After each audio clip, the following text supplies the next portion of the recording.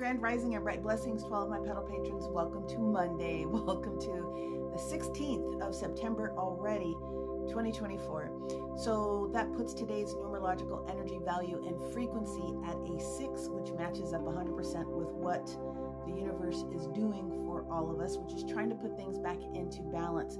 Now, this entire week could be a very challenging for a lot of people, not necessarily everyone, but the moon energy that has moved into Pisces today, along with the other tidbits that the universe has been giving us over these past couple of weeks, has been about start to face a little bit more. Let's bring out the ether energy, which is what Pisces 12th house energy wants to be able to do. Bring it back in and reaffirm for yourself.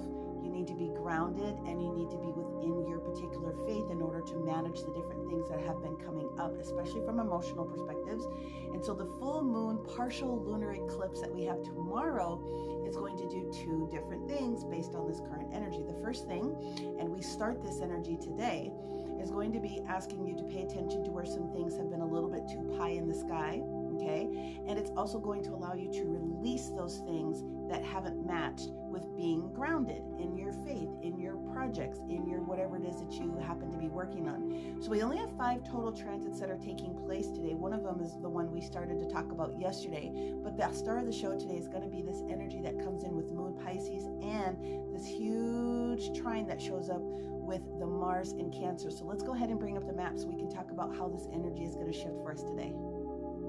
Okay, rollover energy, which is this square coming from the Uranus and Taurus all the way down to the moon in Aquarius. We jumped right into the moon shifting into Pisces at 2:39 a.m., so 5:39 between both coasts at 2:03 p.m. So we have a huge gap today, is where the trine comes in with the with Cancer, Mars Cancer, and the moon here in Pisces.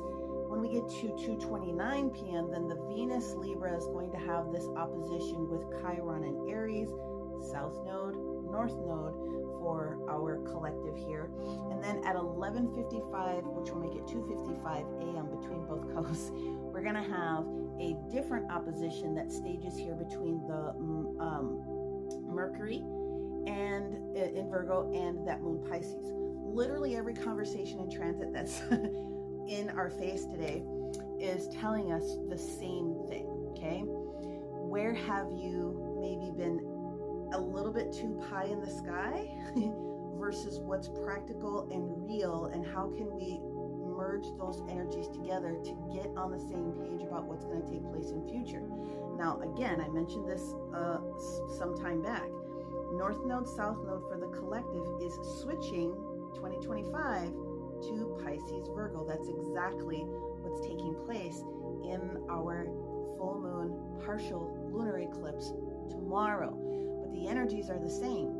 What is it that you need to do to help ground what's practical whilst maintaining your faith? Because the Pisces moon, the energy that comes from that is very spiritual and it's very ethereal.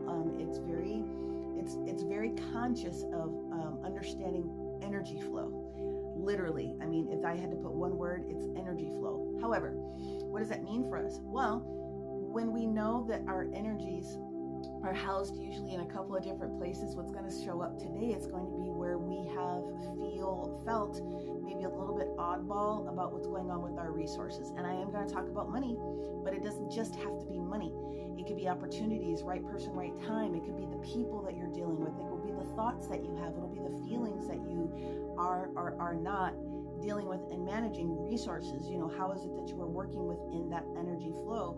There will be some concepts that come up also within relationships. They must.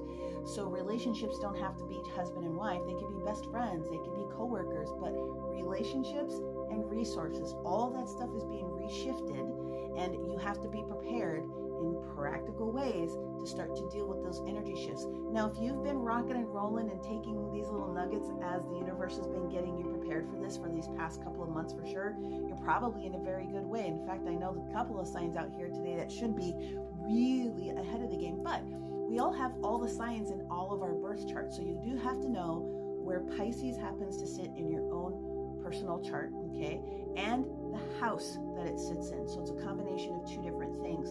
And that's going to give you a heads up about what potentially could be shifting for you personally. Now, in general, we still have the earth signs in Grand Trine, Taurus, Virgo, Capricorn coming in here. We still have this separate trine that we experienced yesterday with the Venus and the Jupiter. Who's going to be affected first primarily with this are all of the mutable signs, which is Pisces, Gemini, Virgo, and Sagittarius. So you guys are going to get hit with a little bit more of the activity first, but it doesn't mean that you won't have it in your chart. My personal birth chart has Pisces in the 5th house. So I will be looking to see what I've been working on this past little bit of time and the potentials for things to shift and all things related to my personal 5th house. You guys all have your own. But in general, as I'm looking at the combinations of the conversations taking place here, if you are an earth sign, heavy energy, Taurus, Virgo, and Capricorn, then the universe is going to want to get your attention today about where you are not necessarily as independent as you want to be. I don't want to use the word codependent, but not necessarily where you are as independent as you want to be.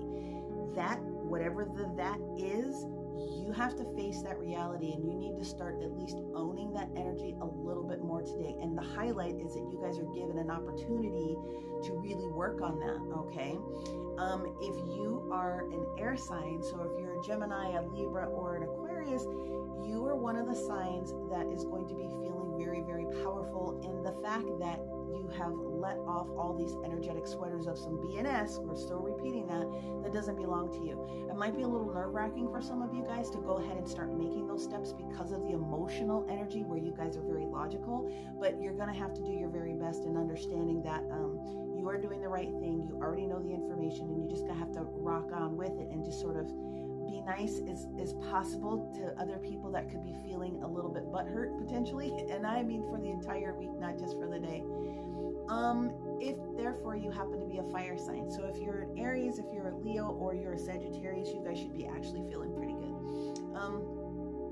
You've had to be very, very slow and be very precise with paying attention to details over these past couple of weeks. Well, now you already know what it is that you need to do. So go ahead and continue to do the motions.